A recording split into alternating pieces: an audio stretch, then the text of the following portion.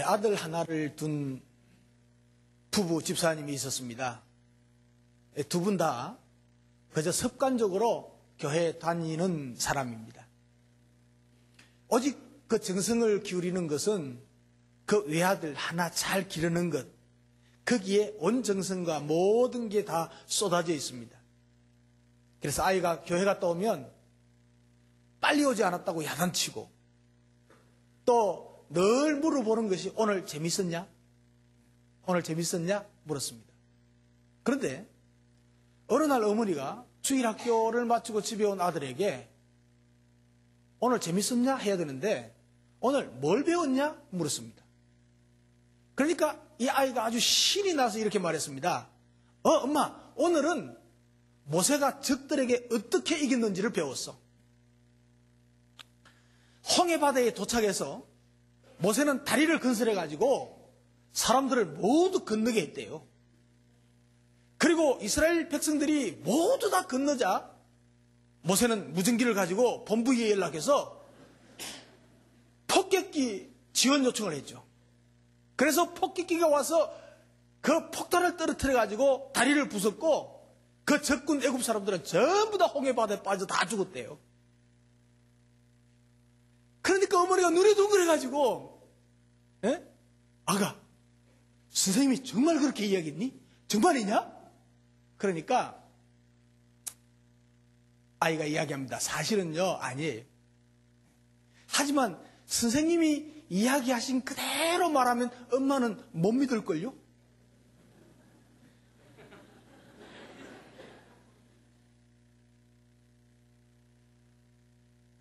부활에 대해서 성경이 말씀하시는 대로 전하면 못 믿을 것 같은 사람들이 많습니다.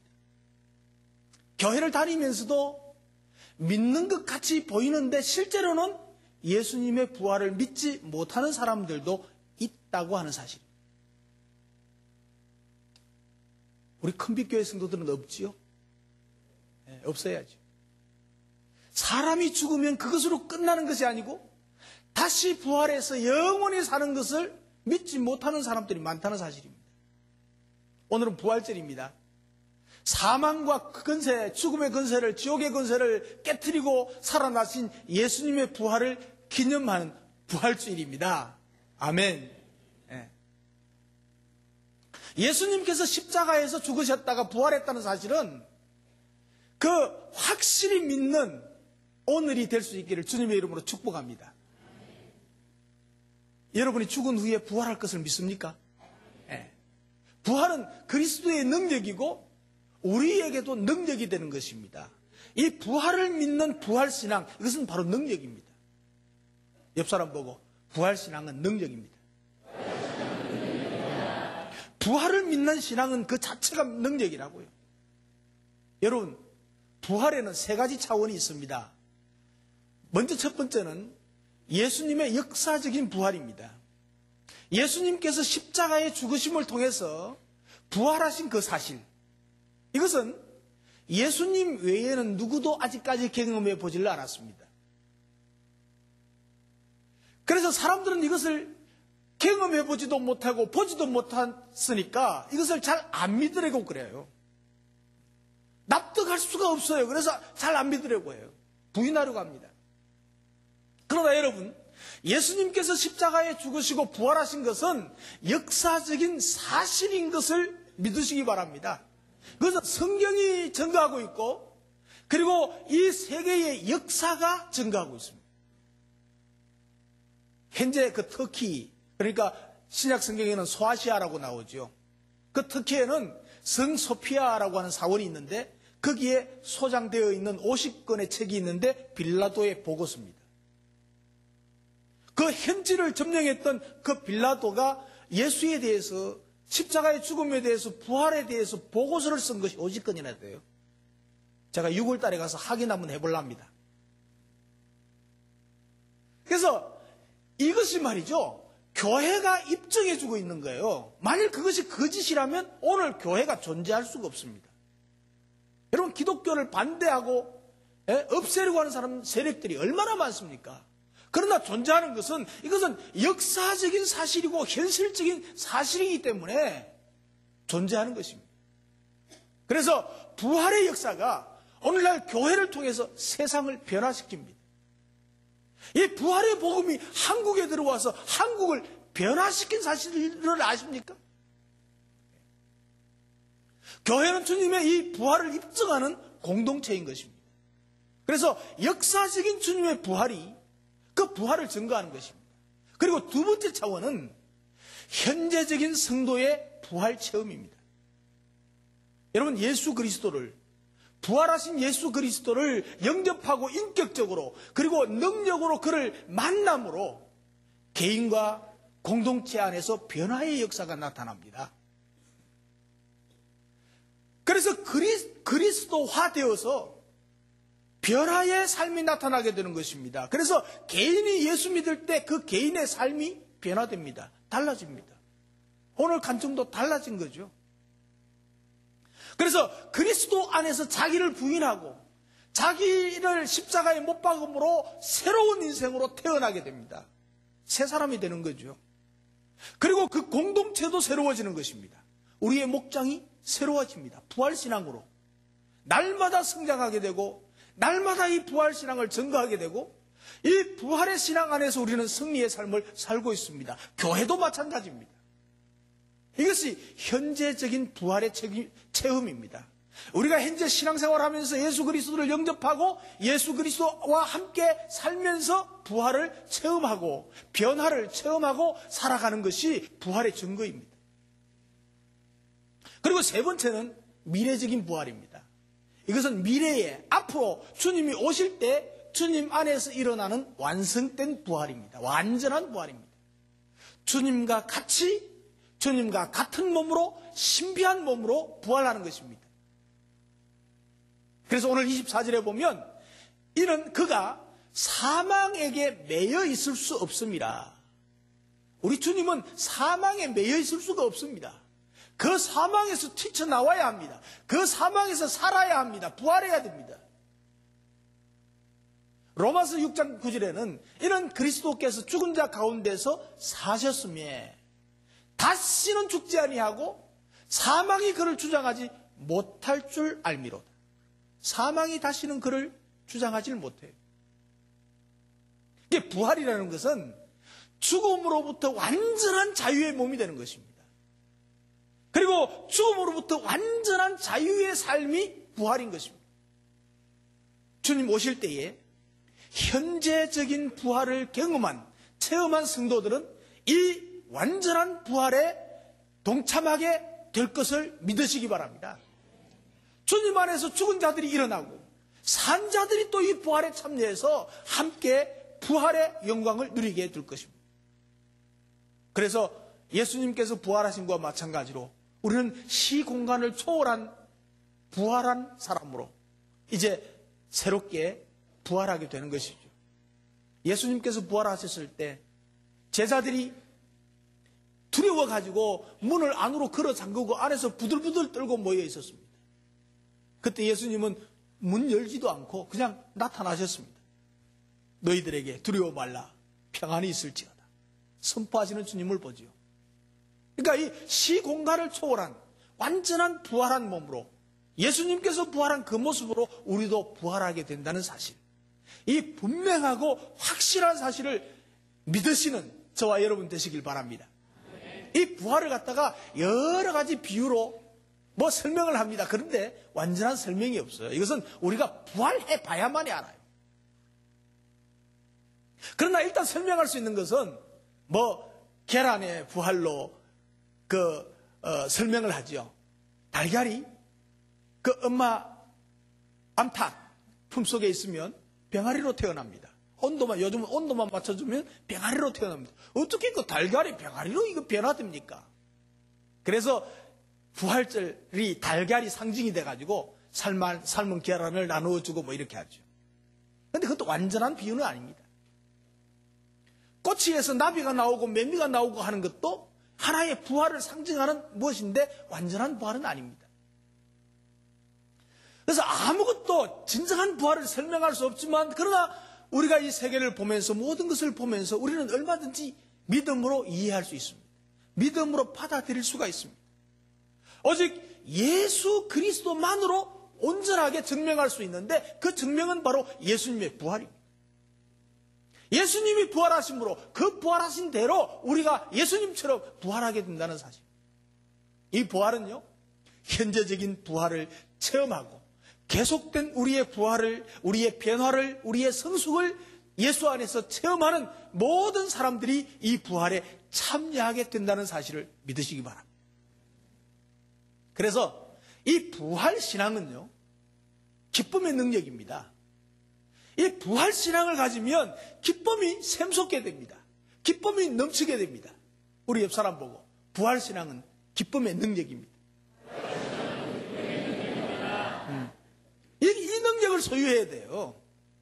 부활하신 예수님을 믿는 사람은 이 부활의 기쁨의 능력을 소유해야 돼요.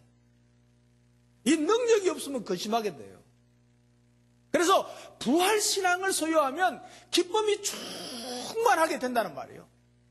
오늘 베드로는 자신이 경험한 바를 그 부활을 증언한 후에 바로 이어서 다윗을 예로 들어서 말씀하고 있습니다. 다윗은요, 이미 부활에 대한 믿음이 있었다는 것입니다.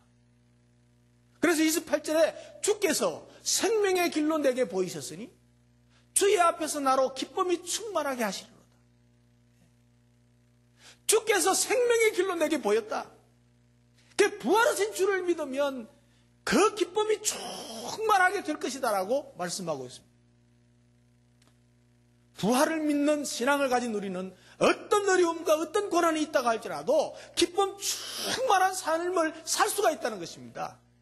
그래서 부활을 믿는 그리스도인들의 모습은 기쁨으로 나타나게 되어 있어요. 그래서 저는 많은 경험을 합니다. 처음 예수 믿고 등록하는 등록신자를 만나게 되면요, 그 속에 참 그림자와 어두움과 이런 참 근심이 꽉 찬 얼굴을 볼 수 있어요. 근데 저는 신기하게 봅니다. 아, 저 얼굴이 언제 변할까?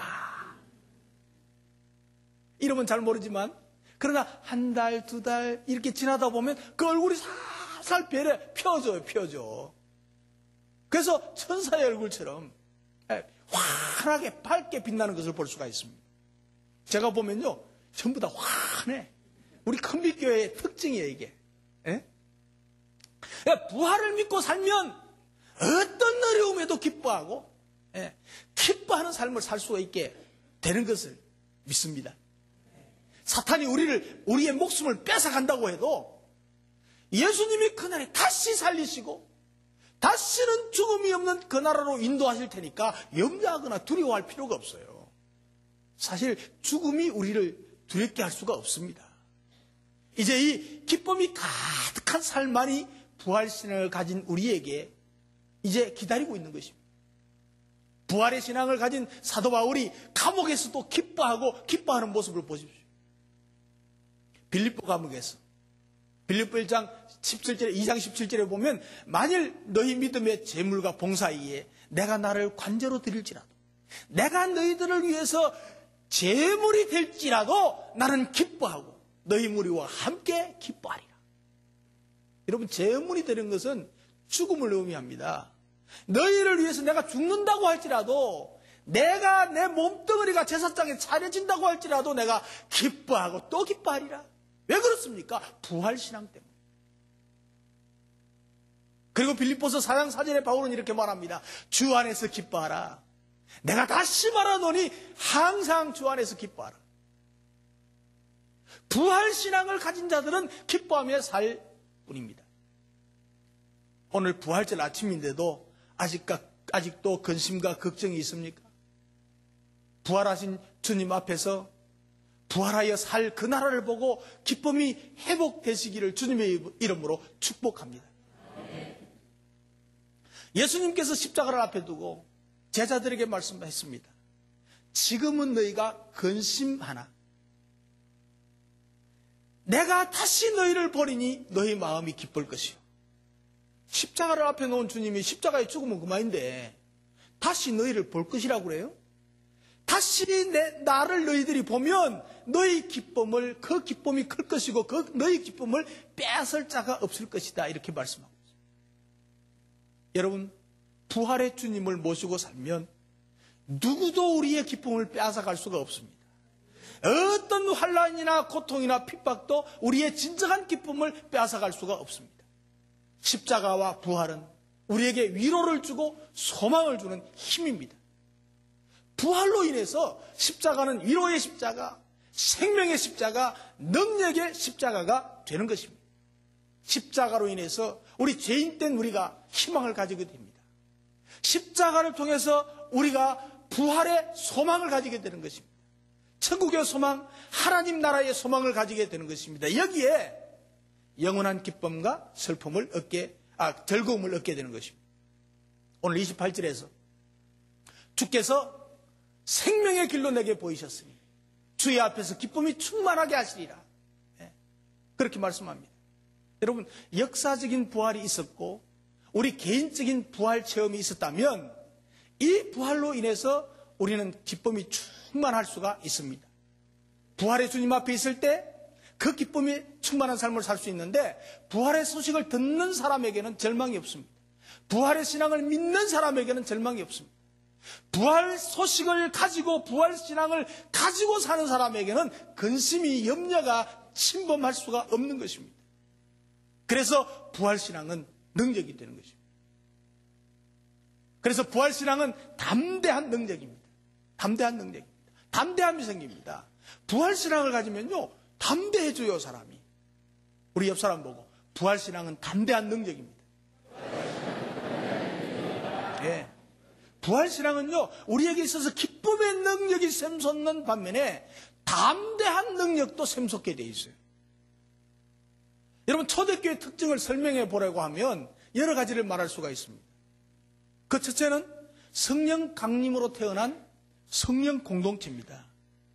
우리가 인간적인 공동체가 아니고 성령, 하나님의 능력의 공동체라는 거예요. 그리고 두 번째는 십자가와 부활을 증거하는 정인 공동체라는 거예요. 우리 공동체가 뭐 하는 것입니까? 복음 증거하는 공동체라는 거예요.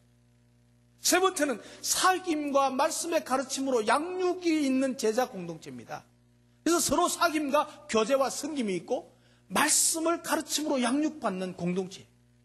이 네 번째는 긍휼과 이방세계에 복음하는 선교 공동체입니다. 더 나아가서 이방세계 다른 나라에까지 땅끝까지 나가서 복음 전하는 공동체라는 것입니다. 우리가 못 나가면 사람을 파송해서라도. 그리고 다섯 번째는 복음을 위해서 고난을 무서워하지 않는 순교 공동체입니다. 순교 공동체. 그래서 오늘 말씀은 오순절날 베드로의 설교 말씀입니다. 십자가 사건으로 두려워 떨던 그 제자들이 부활하신 예수 그리스도를 만난 후에 성령을 받고 성령 안에서 부활하신 주님을 새롭게 만나고 그 의미를 깨달았을 때 담대하게 나가서 복음을 전가합니다. 두려워 떨던 그들이 어떻게 될지도 모르고 맞아 죽을지도 모르고 십자가에 달려 죽을지도 모르는데 나가서 복음을 전가합니다. 사도행전을 보면 한 번은 베드로와 요한이 예수 그리스도를 전한다고 붙잡혀 갔습니다. 사내들인 공회에 들어갔습니다. 그 무서운 것입니다. 그리고 위협합니다. 다시는 예수 이름으로 말하지도 말고 가르치지도 마라. 계속하면 죽을 수도 있어. 하고 협박합니다. 그러나 그 자리에서 베드로와 요한이 대답하죠. 하나님 앞에서 너희 말 듣는 것이 옳은가 판단해봐라.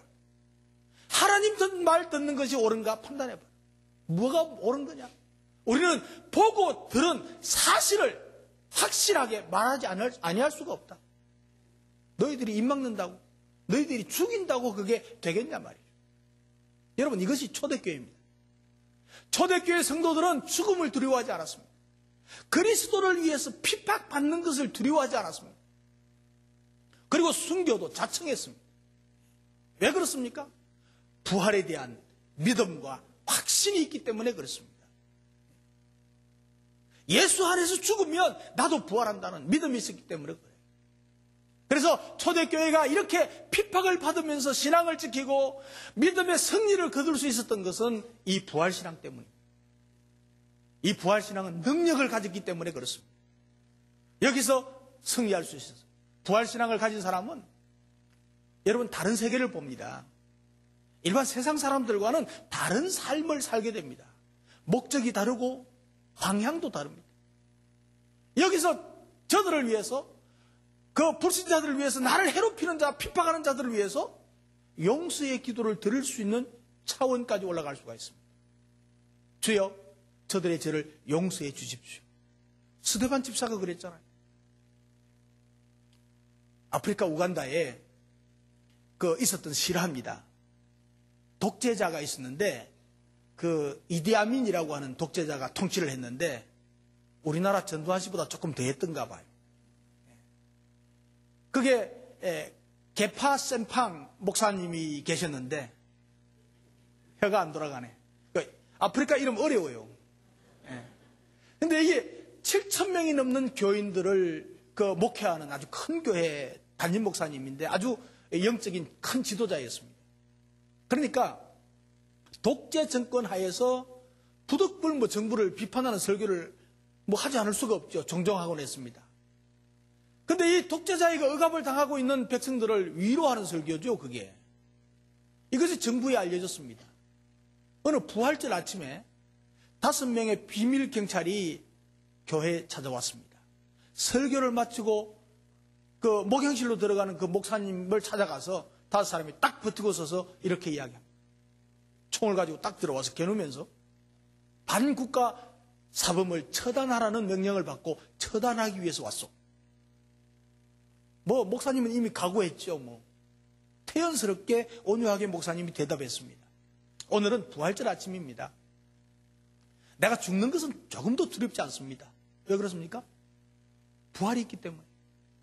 내게 2분간의 시간만 주시면 내가 기도하고 내 생명을 그리고 내 목회를 마무리하려고 하니까 2분만 시간 주십시오 그랬습니다. 그러니까 그렇게 하라고 그랬습니다. 그는 무릎을 꿇고 또박또박 기도를 합니다.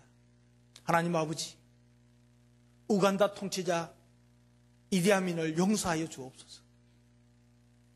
그 명령을 원치도 않으면서 받아들여야 하는 불행한 이 5사람을 용서해 주십시오. 그리고 우간다 국민에게 자유를 주옵소서. 사랑하는 조국의 땅, 또 의의 땅이 되도록 도와주십시오. 나의 죽음으로 다시는 이러한 비극이 되풀이 되지 않게 도와주옵소서. 예수님 이름으로 기도합니다. 아멘. 여러분, 그 죽음을 앞에 놓은 순간 기도하는 목사님의 눈에는 한없는 눈물이 쏟아졌죠. 그런데 그 기도를 듣고 있던 비밀 경찰도 같이 울었습니다. 마침내 그 5명 중에 대장 기억되는 사람이 목사님 보고 이렇게 말했답니다. 우리가 엄청난 실수를 범했습니다. 지금까지 이 사실을 못 본 것, 못 들은 것으로 하겠습니다. 하고 돌아갔다는 것입니다. 여러분, 부활의 소망과 능력을 가진 신앙은 의의를 사랑합니다.